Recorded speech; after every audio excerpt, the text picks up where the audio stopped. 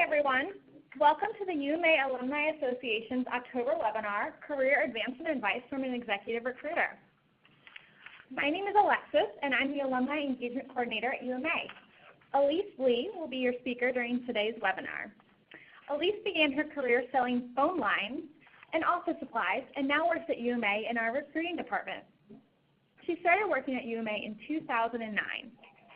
Elise will discuss how you can build your own opportunities and progress in your career during this webinar. She'll even share a bit about her own personal story and career progression.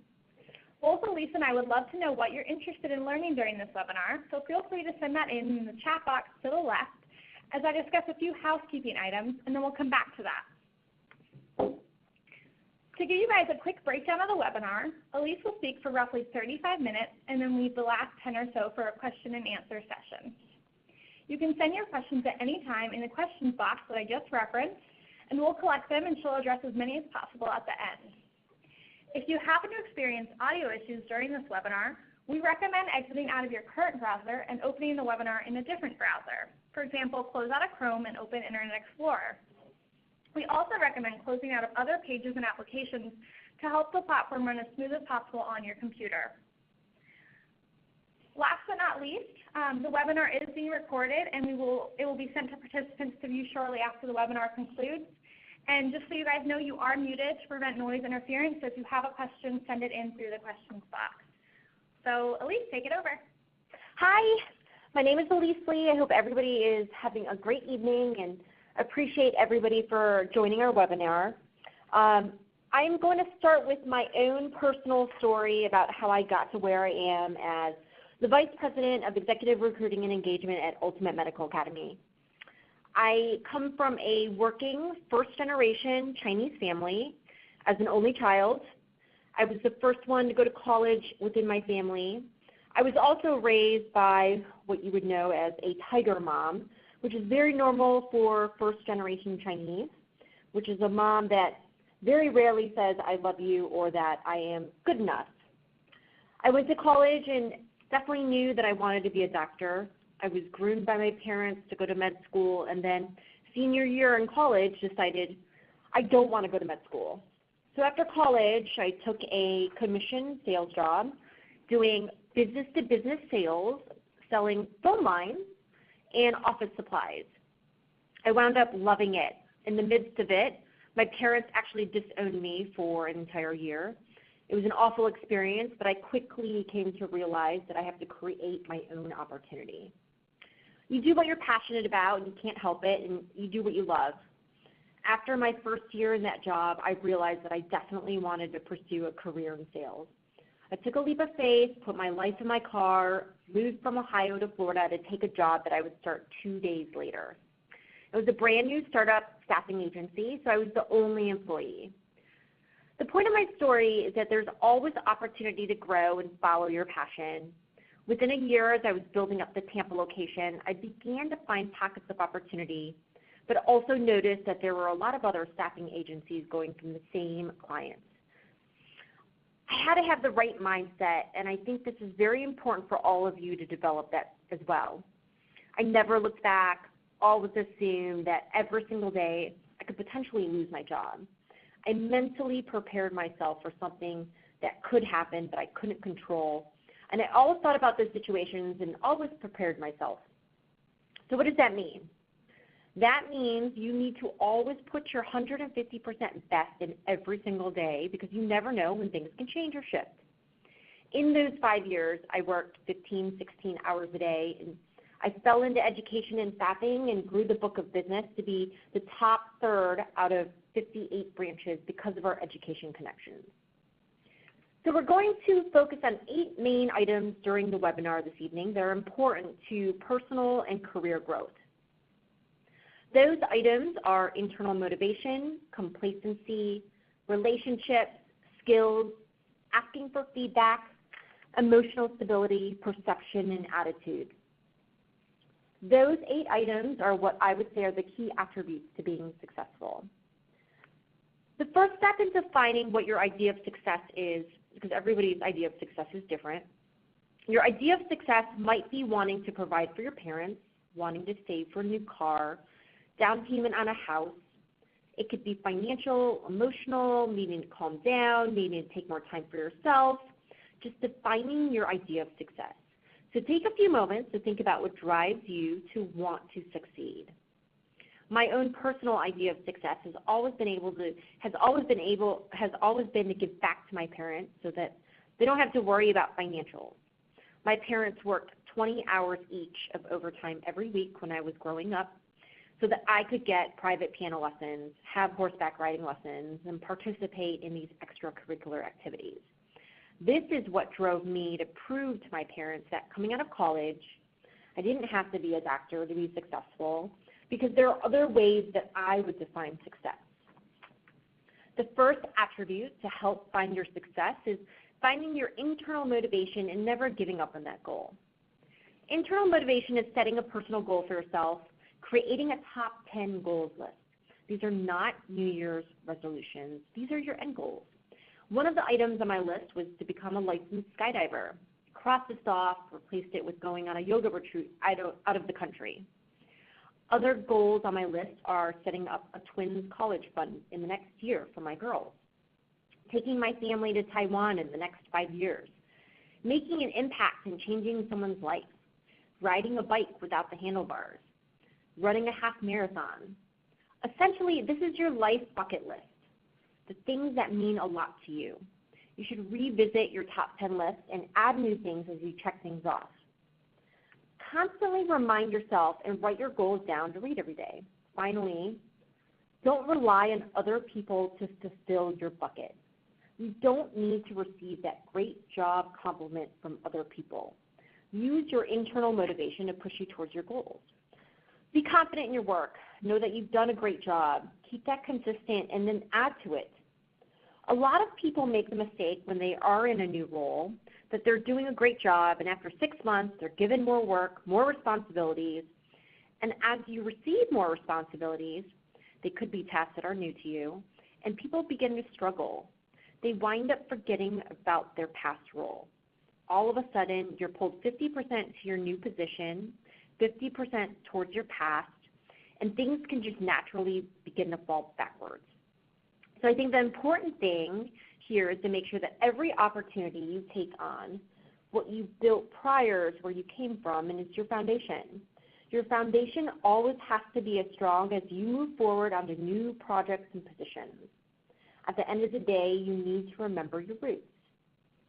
However, never become complacent. Complacency is never a good attribute to fall into at work. To avoid becoming complacent, you need to challenge yourself. Only you can do that. Your boss, your parents, your spouse, your partner, they can give you goals to achieve, but at the end of the day, you're only going to do what you want to do. You are in control. Complacency is the same in a career as it is in your life. Choosing to be in a relationship, having a child, these are extremely hard, and you have to work at it every day. Every day you have to work at being a better employee. You need to constantly improve your process and always try to figure out what works for that moment. I'm a new mom, so my best example for this is that I have twins, and every 4 hours I need to feed them. They are 100% bottle fed, and I didn't realize that when they're hungry, it's literally too late. Proactively preparing those bottles between changing diapers and crying is impossible. So I started pre-filling the night before for the entire day, so I can just grab the bottle out of the fridge, put it in the warmer, and it's good to go. I improved the way I did things as a new mother, and if it doesn't work in a couple of months, then I will need to change it, and I can do it. It's the same way in your work life. Continually try to find better ways to do your day-to-day tasks. Is it checking your voicemail 3 times a day versus trying to continually catch up and return phone calls throughout the day? Maybe you waste more time doing that versus setting times, checking your voicemail when you arrive, at lunchtime, at the end of the day. In a new job, you can realize that this is what worked in my last job, and I plan to do everything the same. And even though it might have worked for your last job, it doesn't mean it will work for your new position. How can you be more effective and adapt? Complacency in the fact that you know this job, you've done it for 10 years, but you need to assume it's different and adjust how you do things within the new company and culture. It's the same thing with new management. Your boss who you loved is 50% in a new department, but they're also 50% yours.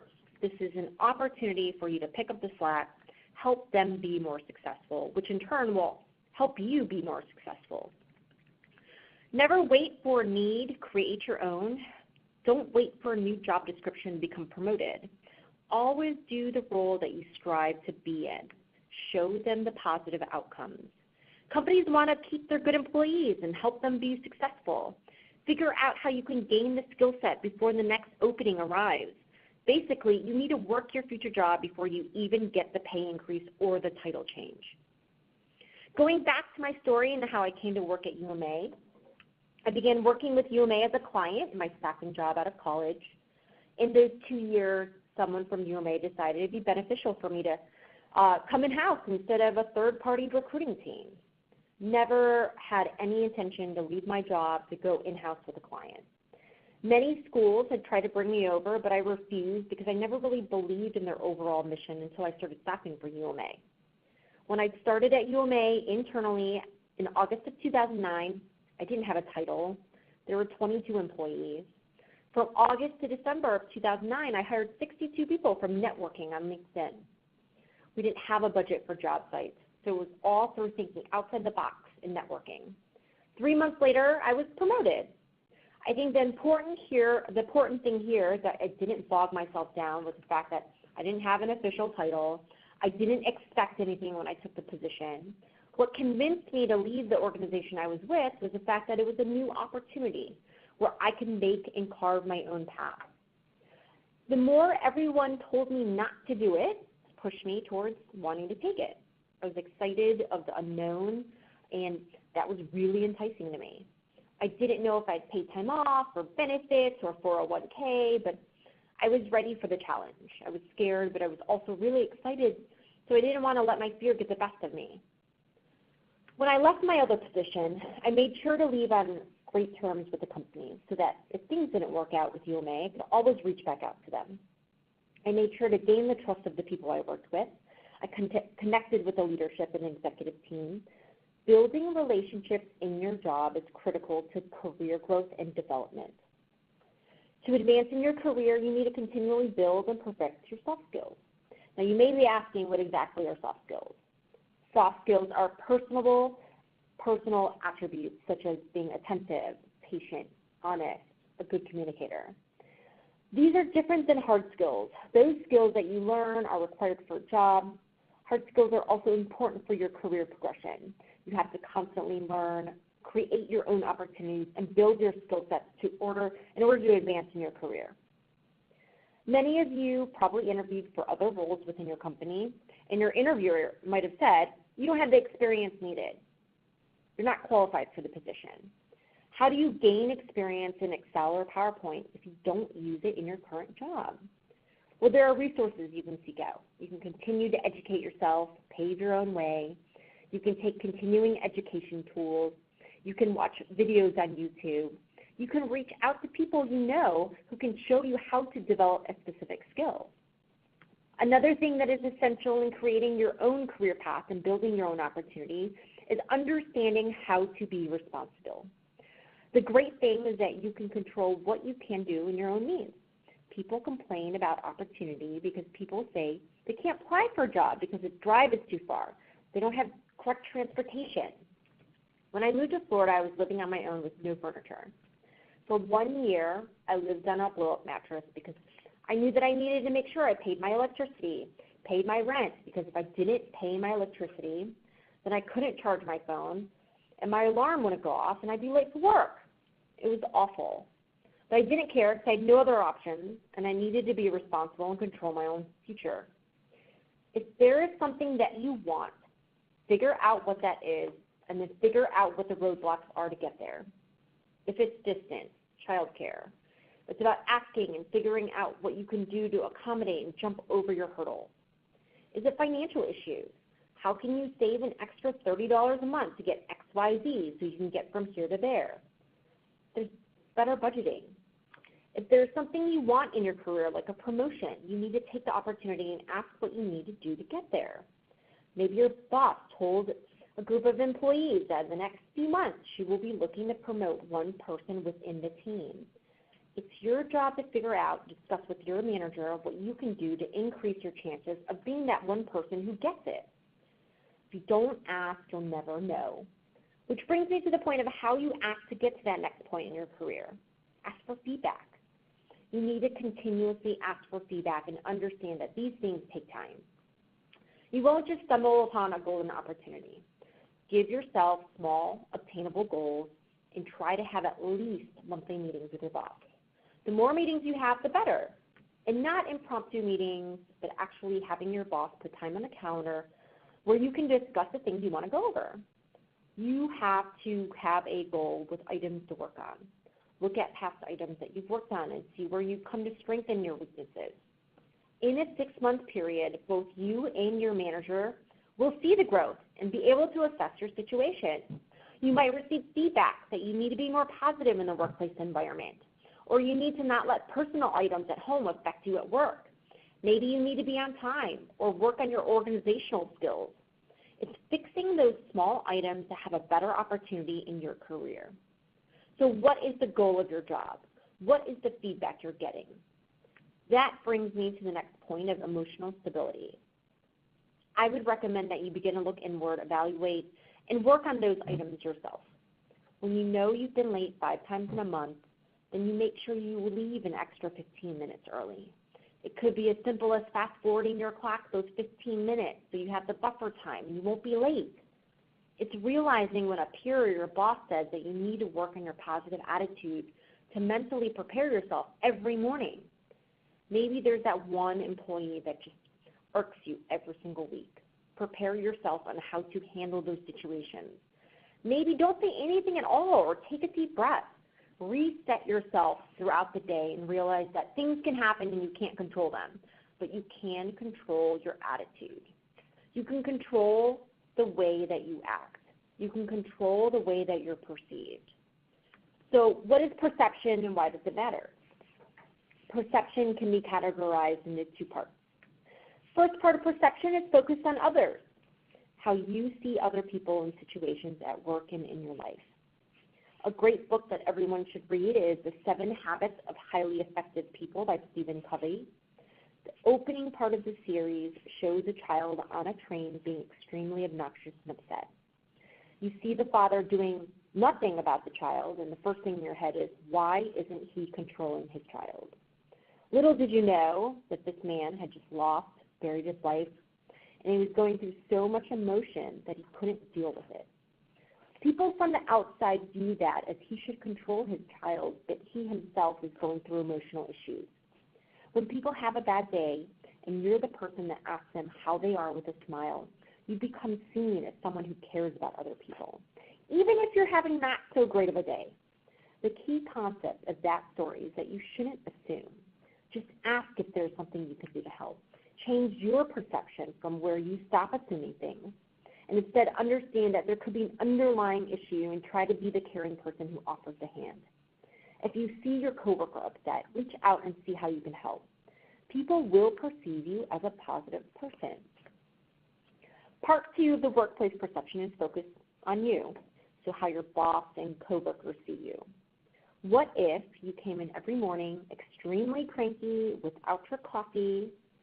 Well, your boss will always assume that you're a cranky negative person. Little will they know that you just took your screaming kids to daycare. You might not want to share that information, or they might not want to ask. However, they're perceiving you as a cranky person that they shouldn't talk to in the morning. Consciously remember to always have a smile. Know that other people are always watching and noticing your body language, how you talk, how you act. Make sure your body language is open and receiving. Remember all of those things that you did during your interview to help you land the position. Keep those qualities throughout your career if you have the goal to progress. Another way you can be negatively perceived is when you're passed over for a promotion. I understand that it hurts, you get upset, but you can't let your negative emotions about that situation affect you at work. Go home, let your frustration and aggression out. It can help to write it on a piece of paper, throw it out, don't do anything with it. The biggest thing about perception, and I'm sure you've heard this, but perception is reality. It really is. Think about situations in your own life with your boss or coworkers and how you perceive them. That becomes reality. You live that every day. If they go around gossiping every single day, you're going to always assume they're a gossiper. If they go one day without gossiping, that won't immediately change your perception of them. The final important attribute to your success is your attitude. Positive attitude is everything because this goes back to how you're perceived. You need to have a positive mental attitude. You know the saying, pay it forward, and the best example I can think of is Starbucks. A couple of years ago, the guy in front of you paid for the order and so on. It wound up continuing for 7 hours, and people were astonished at how one simple $4 gesture could continue. There are a lot of emotions during the day, and what I do is go home, reflect on the items that I need to work on, and how I can fix them. What I would change if this were to happen again in a workplace environment. The big point to remember is that the next day is a new day, and what happened before is in the past. You need to be able to move forward. I've seen throughout the years that the most successful people don't let other people affect their attitude towards others. So do your best to not let a coworker's bad attitude affect you. Think about it. You might get out of a meeting upset, things didn't go your way, and you go to your next meeting, you carry that angry energy, and you have a bad attitude during the entire meeting. The person in this next meeting you're meeting with is trying to help you. I can promise you that they can feel it. That kind of attitude in the workplace where you project negativity will pull you down. If it happens every day, people will begin to view you as someone with a bad attitude. There will be days that you struggle, but remembering what you need to do to succeed, it will help you. So before we move into the Q&A section, let's summarize what we spoke about. Define what success means to you. Set goals, don't give up on them. Be confident with your work. Don't become complacent in your career. Constantly improve your processes. Continually build and perfect your soft and hard skills. Always ask for feedback and work on areas of improvement. Work on your perception and maintain a positive attitude. Wonderful. Thank you so much for that information, Elise. I think that wraps up everything. We've already received a few questions, so if anyone else has questions, feel free to send them in now. You can chat them in the box. I'm just going to go over a few things while we compile all of our questions. We would love for you guys to review UMA. You could leave a quick review of your UMA experience, whether it was with this webinar or with your advisor or just with your classes. We would love to hear what you think. You can review us at ultimatemedical.edu/Google. And it's ready to go into question and answer time. Awesome. Great. Okay. So we've got the first question here. So how do you handle if you're not experienced enough when you're fresh out of school and someone tells you, you know, you don't have those skills? So, you know, there's always ways to career path yourself. So you come out, you've learned the education portion of it, you're qualified, you know, from a certification standpoint, and you feel that your education is going to get you that job. The first job that you get is all about you. So companies hire you because they like you. It's great that they see you on paper, and obviously they liked what they saw on paper enough to call you, invite you in for an in-person interview or a phone screen. But at the end of the day, you're the reason why they're going to hire you. It's the way that you speak with them on the phone. It's your confidence. It's the way you walk into the front door and you're polite and people are always watching you. It's the way that you sit in the reception area. It's the way that you follow up with conversations. It's realizing that the office manager that you met also loves dogs, and on the way out, you know, you send them a nice thank you card saying, I love dogs too. And it's these simple things that you notice, right? It's being kind. So I think, you know, it's difficult when you see that the qualifications are you have to have, you know, strong Word and Excel, at least, you know, an average level of Excel skills or technical skills and hard skills. There's so many different ways with technology to kind of give yourself that leg up and be that continual student in your own time. My husband is the worst fixer-upper that you can ever imagine. But for some reason, the toilet breaks, and he's on YouTube trying to figure out how can I fix the toilet. He will break the toilet even more, but after like a day and a half, he will fix the toilet and make it even better than it was before. But it takes a lot, right? So trial and error. So utilize technology in YouTube, and there's so many amazing small things that you can do to teach yourself and educate yourself with reading, and people nowadays can learn how to play the guitar using YouTube. It's amazing. So utilize the tools that are around you. Pick the brains of the people that you respect. Reach out to those mentors that say, hey, I've got a job interview and I'm really nervous. I would love for you to sit with me for 15 minutes and ask me a few questions, right? And they might pick out your items of you are nervous, you're very closed, your body language, you need to be more confident. And the only thing that's going to kind of set you apart is confidence and being open and practicing, right? So practice makes perfect. So yes, you're gonna hear a million no's, and no, you didn't get the job, no, you're not qualified, until you find that right opportunity and someone's like, yes, I'm going to take a chance on you because I loved your energy, and I love the fact that you prepared and you asked questions about my company and you show an interest, and I like that. So it just keep pushing on. You're going to hear the no's before you hear the yeses. Okay, so the perfect follow-up question that we received that kind of goes off of that. So how can you tell if you're going into a new job or a new position if it's right for you? How do you know if you'll be a good fit? Okay, so in an interview, obviously you're interested in the company, you're interested in what they do, and you're hoping you can apply everything you learned in school. I go by gut feeling.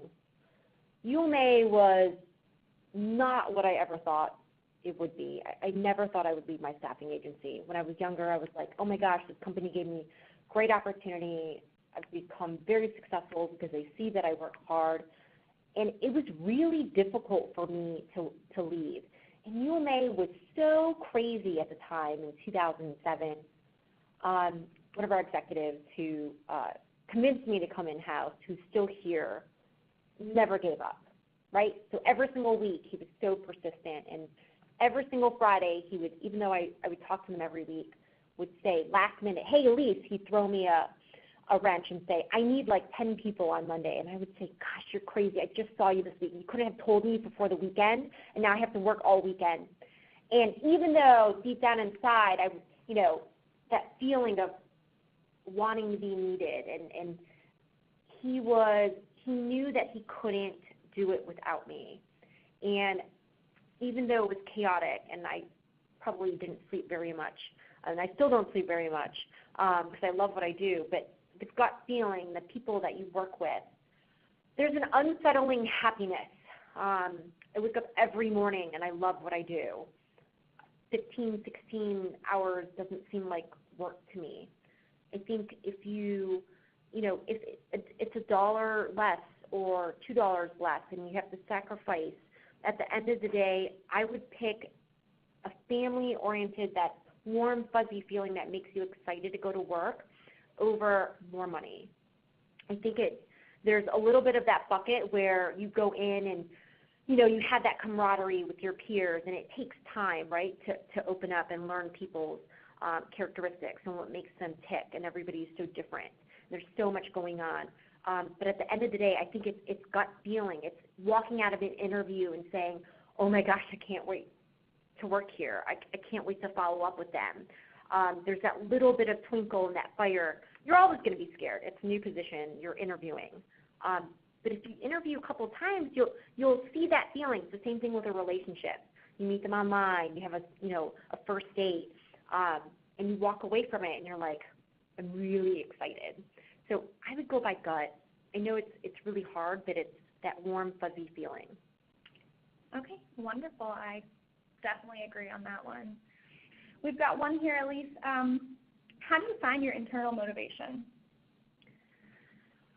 So internal motivation, mine has shifted in the last couple of years. Before it was making sure my parents were healthy and happy and understood that, I could be successful based on what I believe was successful.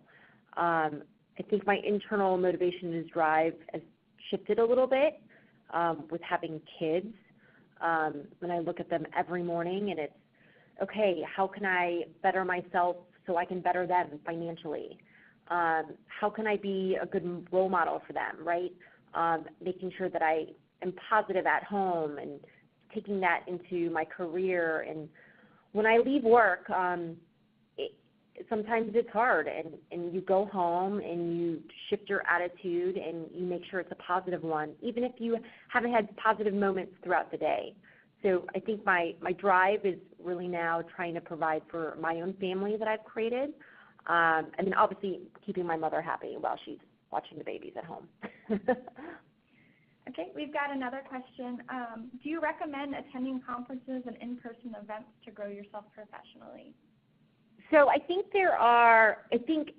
attending conferences is great. Sometimes it can cost a lot, attending conferences that are not in your local area and membership fees. I think a great way to find new ideas and kind of learn and think out of the box is getting a strong mentor. So it could be someone within your community, within your family, or a peer or a friend or your boss, or from an outside party that you enjoy spending time with and you look up to. And I think it's making sure that you carve out an hour a month and trying to figure out, how can I change things? How can I make my weaknesses stronger? Obviously, there's attributes of this person that you look up to, and how can you adapt those certain characteristics and kind of embrace those throughout your day within a work as well as a family environment. So I think the best and easiest, cheapest way to do it is to find someone that you respect and ask them, I would love to learn a little bit more about you and how you've been successful, and here's what I admire you on, And these mentors can shift throughout, the months and the years. And you might have a mentor that you look up to from a personal level.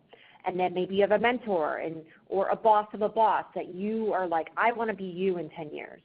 So you can definitely have different forms of mentors, but they're always ways, they're the cheapest way for you to gain additional insight and learn new things. Great. That actually reminds me of Connect UMA has a mentorship opportunity where you can go and find other graduates that in the directory that you might think their job is interesting or what they're doing is interesting. You can request them to mentorship or mentor you if they've turned that on in their profile. How can I let my manager know I'm interested in advancing in my position? So I would definitely send an email and have a conversation, set up time. I think that mentioning it to them in person and prepping them that, hey, I would love to get 30 minutes of your time next week. I heard that there was going to be a new position within our organization. I would love to gain a little bit insight on what you're looking for in this person in this position. And I think that prepping them gives them a heads up. Putting time, even if it's 20, 30 minutes onto the calendar, shows that you are highly interested, you're not playing around, and being organized for that meeting and saying, what are the items that you're looking for? Here's how I can add value. What areas do I need to work on for you to see me as that person in that next job? And it could be a lot of items that you need to work on from a personal level in the workplace environment, but at least here's 10 items I need to work on. I can definitely conquer these 3 right now, and then continually work on these other 7 items. But I think it shows initiative, and even in 3 or 4 months, you start working on these items you need to strengthen, and you don't get that promotion, and you continually work on your positive attitude because it's always an opportunity. And maybe in 6 or 9 months down the road, there's another position that opens up, and your boss and that manager says to themselves, wow, this person is getting better. They are taking the the criticism that I've given and turned it around or learned new skills. Those are the items that will make you successful. It's a little bit of patience. It's a little bit of asking. It's adapting. It's changing. And eventually people will see that you are that person that actually changes things because people tell you, you need to work on this. And I think that's the person that your new boss or your future boss is going to want to see because they know that you're going to perform and you're going to work on those items. So how can you tell an interviewer about personal issues that might be affecting you when you're getting a job, or should you even tell them? So I wouldn't tell them at all. Number one, it's none of their business, and they shouldn't be asking you at all either. There are professional ways to do it down the road, but if you know from based on the job description, you can work Monday through Friday, 9 to 6. You have these skill sets that they're looking for, or there's other ways where you can make up certain skill sets. So not everybody that we hire and that you apply for is going to have the exact qualifications or exact experience. So when it comes to personal questions, I would keep it to yourself. It is still an interview. You still haven't gotten an offer yet, but personal items should be kept to yourself. There are certain experiences that I've had where people have decided to give me additional information, and I always stop them very politely and say, look, I don't need to know about it. I'm interviewing you because I liked what I saw, I liked what I heard on the phone call, and that's why you're sitting in front of me. If there are items, are there any items that could prevent you from doing the job that we're discussing today? And they say no. And I'm like, okay, not a problem. And I think that goes back to, like, if you are experiencing personal issues, to what you said about trying to overcome those obstacles, figuring out what it is and the roadblocks and how you get there. Yeah. So one example, and I'll give you guys a short example, it is equal opportunity, right? So we've had many instances where we obviously know that this person is sitting in front of us who we love and we've chosen to interview is definitely pregnant. And we make her an offer, and then she obviously tells us over the phone as she's accepting the position, hey, just so you know, I'm due in 2 months. And we're like, yes, we were kind of aware of that as we saw you in front of us. And we make, as an institution, we hire the best people for the job. There are ways around it. There are support teams that can help you get by. So always kind of leave your personal stuff out of the interview process, and definitely if it's going to impact your work after they've made you an offer, you should let them know. Okay, great. We've got a lot of questions coming in, so we'll see if we can roll through some of these. Okay, what if they ask you about your weaknesses? What do you say?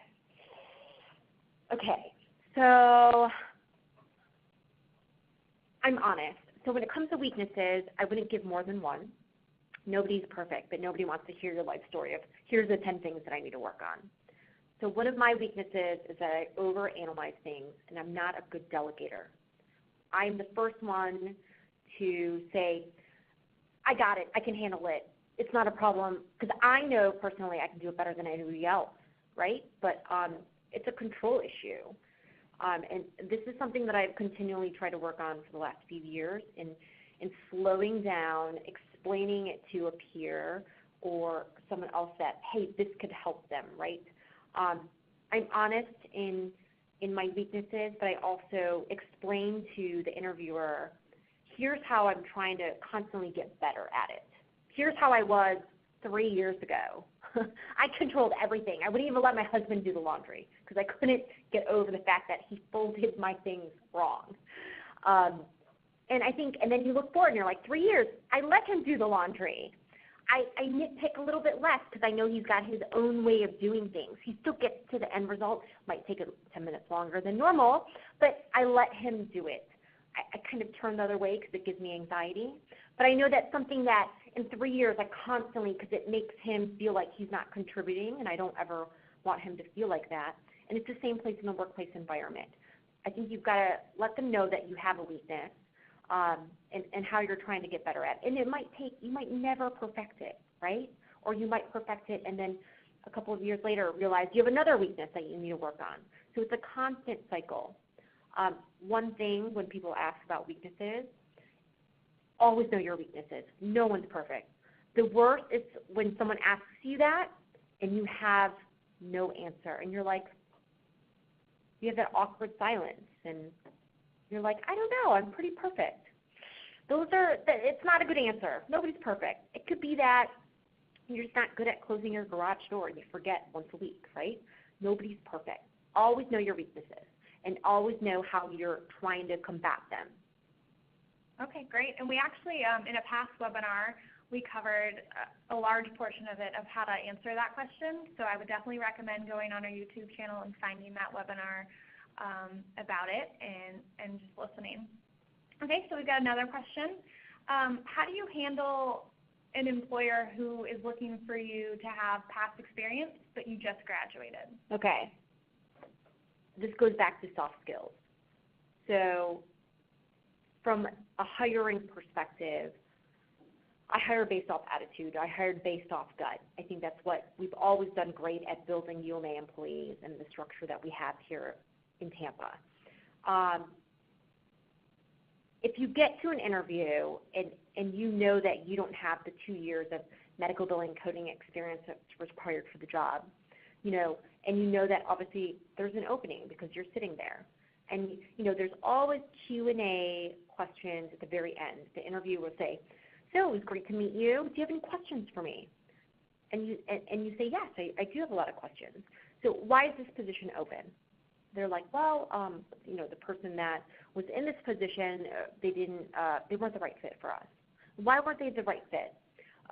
They had a bad attitude. They weren't timely in the way that they did things. And automatically you know that as a student, and you have references to prove it, and referrals, and past, companies and employers that can vouch for you, you're always on time. You're timely.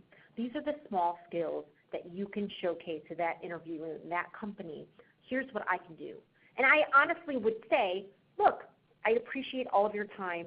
I know that I don't have these 2 years of experience that you're looking for in medical billing and coding, but what I do have is I can promise you that I will always complete things on time.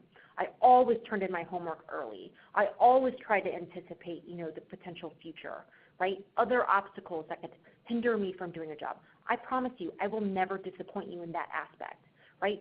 I have my in-classroom training from UMA, and I am a quick learner. I'm a quick study. And I would tell them that, acknowledge that, yeah, I don't have the 2 years of experience, but here's how I can make it up. I've never been late in my entire life for anything. So if you're telling me that past employee was always late, I can guarantee you I will always be there for you. I will be the first one in the door and the last one out. So I would, I wouldn't hide that, right? Be confident in your skill set. That's why our career services team is the way that they are. There are other attributes in your life experiences that make you successful. You just have to ask and find out what happened in the last one. Oh, well, Tiffany was amazing. I loved her. She was, with me for 20 years and she retired. Oh my gosh, so that's amazing. So I want to be that person too. I'm dedicated. I'm loyal. And they'll see a little bit of that in you. So I would be honest in your weaknesses and let them know that here's what I can offer in these other areas. Okay. So going off of that as well, can you use your externship experience to help you? Is that a good way? Yeah, no, definitely. Externship for something like whether it's pharmacy tech or working part-time hours while you're getting your degree and managing your family and work-life balance. It's a lot, definitely. Relate it back. Even if it's 4 hours a week or 4 hours a month, it's still work experience that you have. So definitely. Okay. If an interviewer asks me to tell them about myself, how long should that answer be? So it should be 30, 45 seconds, no more. I was going to say 2-minute elevator speech, but in an interview, we want them to capture like the essence of you. And always practice your 30-second elevator pitch.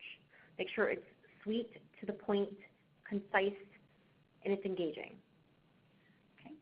How long should you wait to find a new job if you're in a job and you're just currently not feeling the vibe, it's not working, the culture? How long?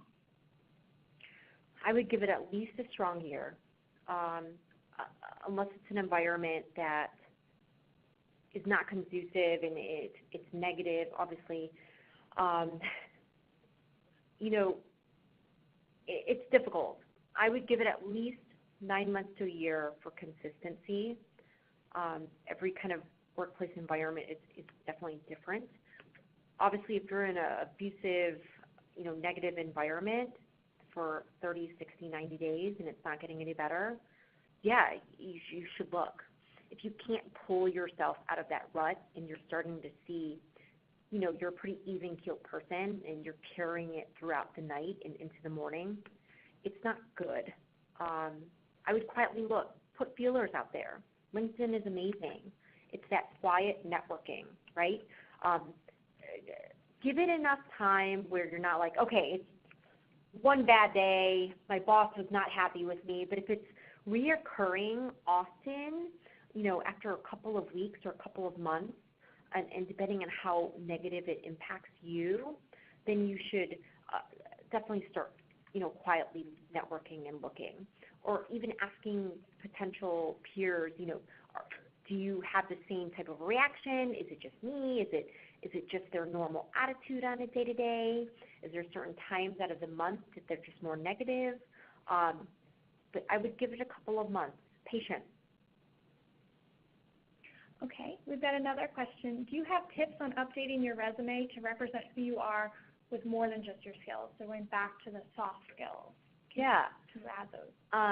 And I know, not sure if a lot of you guys are on LinkedIn, which is an amazing tool, but your references on LinkedIn, a lot what I've seen on resumes in the last couple of years is quick little tidbits, even from if you're an entry-level grad, having your dean or your program chair write a quick few things about you, like here's what you're so good at, and taking that and copying it and quoting it on your resume. It kind of fills it up a little bit better if you don't have too much work experience, right?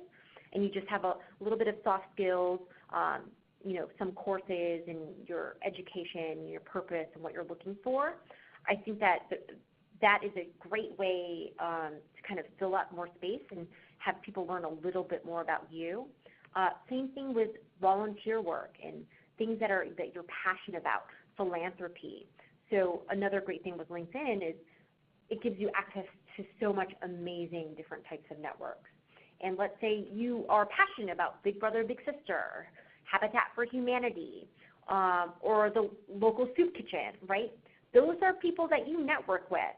Use them and say, hey, I'm going to send you a LinkedIn invite to just reference if, working with me. Do you mind taking a few moments? Yes, most people are going to say, yes, I would love to vouch for how amazing you are and how passionate you are. And employers, I love that personally because I can gain a little bit of insight into what you're passionate about, right? And it's a good kind of a starting point of conversations of, oh, this is a resume that I've seen just like the other 20 that I just passed over. But, oh, hey, you know what? I was a Big Brother too. And they're very passionate about Big Brother and Big Sister. It's finding kind of that local connection. So don't always think about just education and the courses that you've taken, but think outside of the box and from a people perspective, right? Because at the end of the day, I think that good people and similar interests will eventually come together.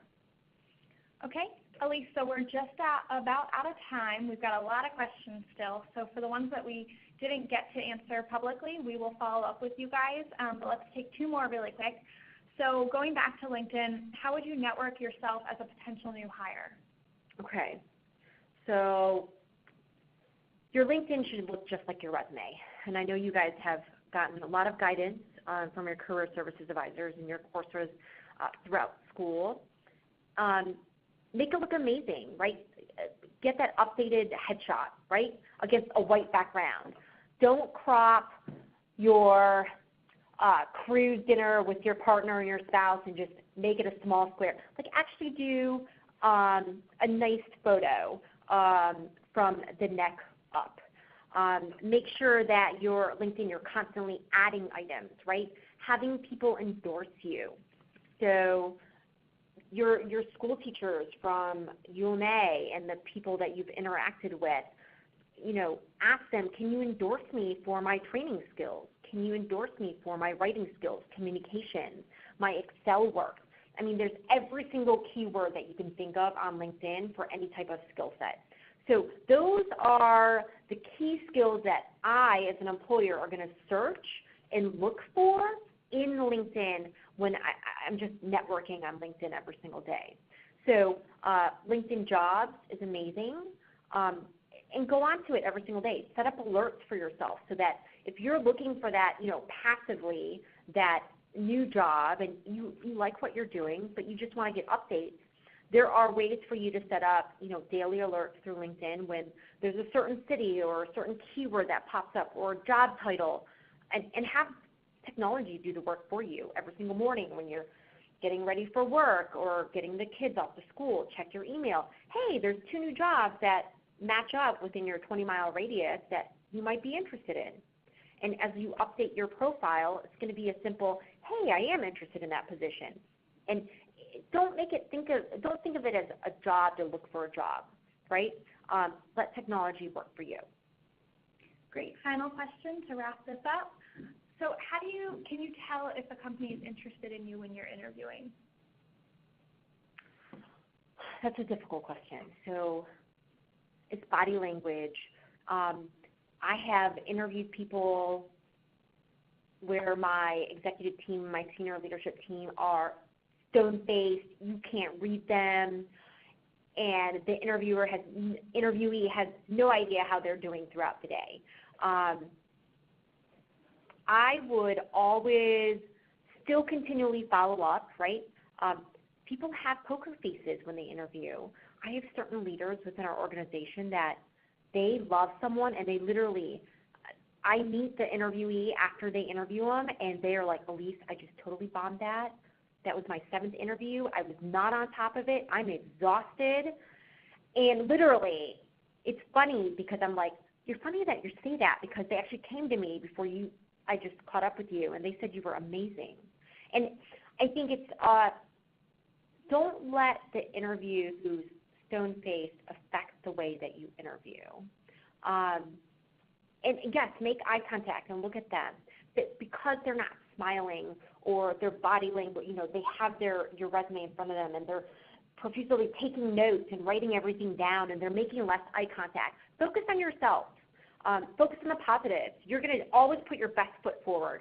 And regardless of their body language and their excitement or lack of excitement in you, always follow up and assume that you walk away and assume thinking you did your best and you're going to get that job. And a lot of times, it's just their interview face. And it's funny because one of our executives was the same way. He's an interviewer and an interviewee, and he is, to this day, still stone-faced. And I said, can you please give some type of, life when you interview our applicants so they can kind of want to work here at UMA? But he has that funny side, and once you get to know them, it's great. It's just the way they interview. So never let that affect you. Always put your best foot forward, and don't let other people affect the way that you interview. Wonderful advice, Elise. Thank you so much for presenting this information. We hope it was helpful to you guys on the line, and we hope you guys have a good rest of your day. Awesome. Thank you. Thanks, guys.